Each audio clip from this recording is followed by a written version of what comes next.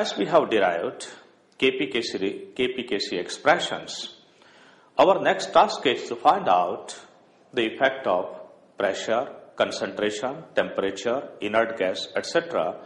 on this type of equilibrium. Let us start discussing the effect of concentration upon this equilibrium. Since our reaction is H2 plus I2 equal to 2HI, if we increase the concentration of hydrogen at equilibrium, what will happen? On increasing the concentration of hydrogen at equilibrium, we are increasing the concentration of the reactant. Then this increased concentration of the reactant will have to be consumed, of course not fully. That consumption of hydrogen will lead this reaction to go in the forward direction. So the effect will be equilibrium going in the forward direction. We can generalize this thing for all types of reactions, whether delta N is equal to 0 or it's not equal to 0. Whenever you increase the concentration of a reactant, reaction is bound to go in the forward direction. On the other hand, whenever we increase the concentration of any of the products, the reaction is bound to go in the backward direction. Mind it, I'm telling you, increase of concentration, not the increase of amount, because the two things are totally different.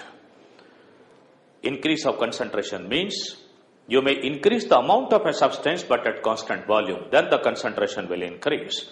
So increasing concentration of reactant, equilibrium will be shifted in the forward direction.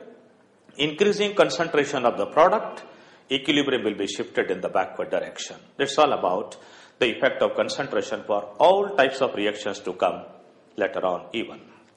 The next thing that we want to study, it is effect of pressure upon this type of equilibrium.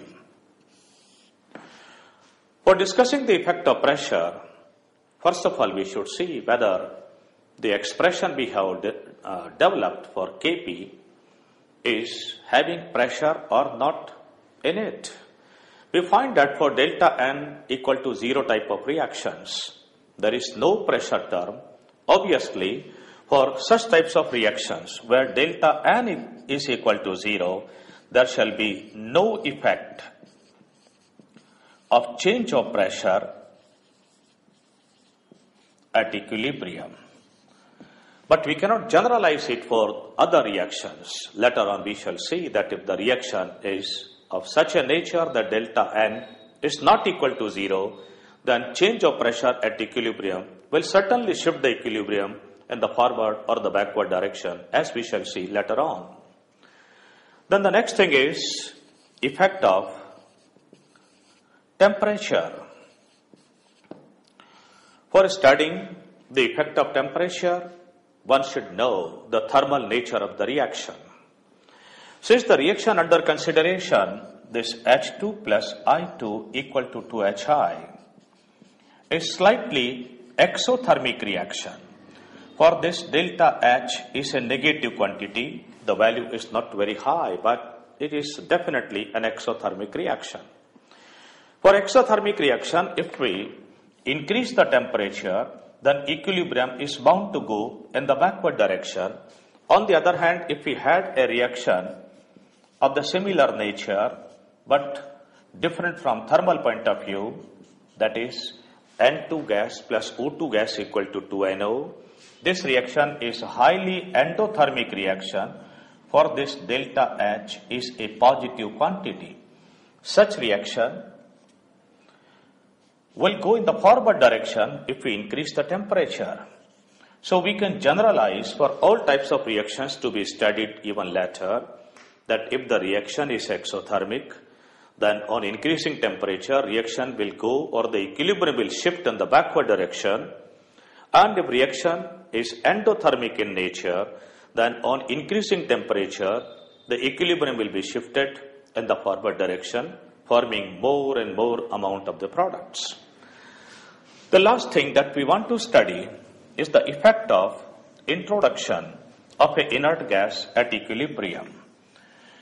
The amount of inert gas to be introduced shouldn't be very large, and inert gas necessarily does not mean the gases of zero group of the periodic table.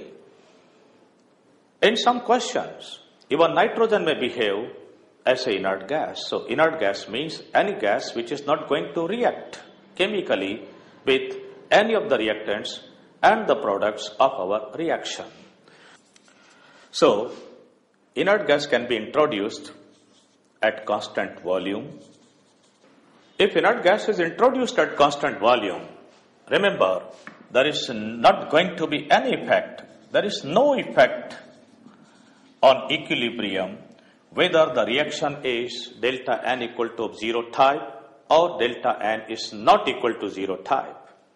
Reason being, when at constant volume we introduce inert gas, then the total number of moles will increase, no doubt. But the partial pressures of the reactants and products, they remain same because the inert gas is not going to react chemically with any of the substances. Since partial pressures of reactants and products remain the same, obviously equilibrium remains as such, or the value of equilibrium constant remains the same at the same temperature. So mind it that at constant volume there is always no effect of introduction of inert gas. If inert gas is introduced at constant pressure, there is a possibility that equilibrium will be affected.